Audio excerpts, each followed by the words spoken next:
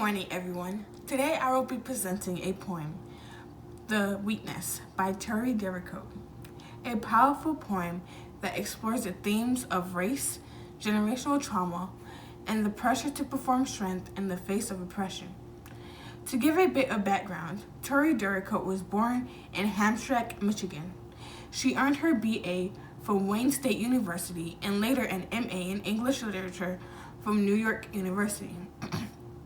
In 1996, she co-founded Cave Canon, an organization dedicated to cultivating the voices of Black poets, alongside Cornelius Eddy. Derricotte's work often centers on personal and collective memory, and The Weakness is no exception.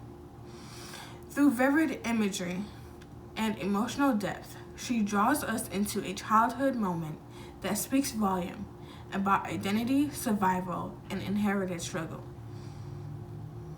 This is the poem, The Weakness. That time my grandmother dragged me through the perfume aisles at Saks. She held me up by my arm, hissing, "Stand up!" Through clenched teeth, her eyes bright as a dog's cornered in the light.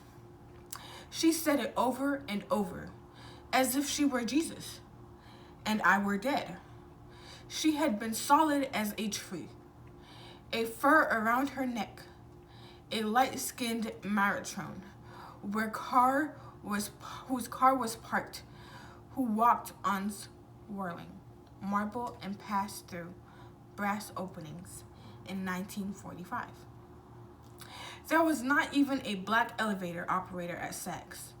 The saleswoman had brought velvet leggings to lace me in and cooed as if the service of my grandmother's. My grandmother had smiled, but not hungrily. Not like my mother, who hated them, but wanted to please. And they smiled back as if they were wearing wooden collars. When my legs gave out, my grandmother dragged me. She dragged me up and held me like God holds saints by the roots of their hair. I begged her to believe I couldn't help it.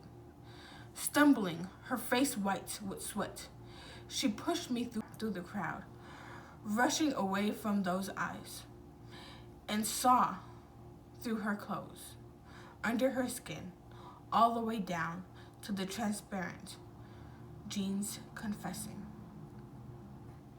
In The Weakness, Toi Derricotte recounts a childhood memory of being with her grandmother at Saks, a symbol of luxury and white society. In the racially segregated world of 1945, the narrator collapses physically, possible with anxiety or weakness, and her grandmother, determined not to show vulnerability in a hostile environment, forces her to stand.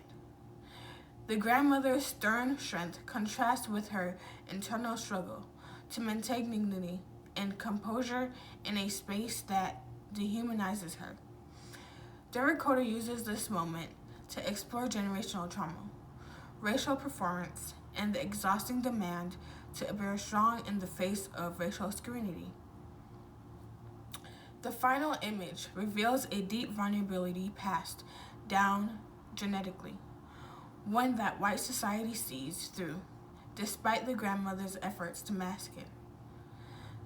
The poem is invaluable for African literature studies because it captures the intersection of race, gender, and generational survival in Black women's experiences.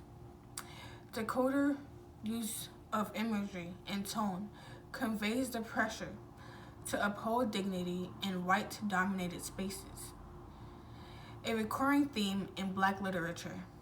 It highlights internalized expectations of strength and the internal trauma of needing to constantly prove one's worth. The poem sheds light to how identity is performed and politicized under the white gaze. It is a powerful narrative of resistance, repression, and the emotional cost of navigating a racial oppressive society. The poem hit me with quite intensity.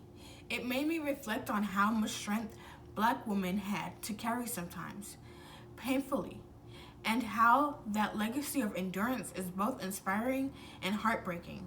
Dakota's imagery of being held by the roots of the hair stayed with me as a symbol of both love and control born from survival.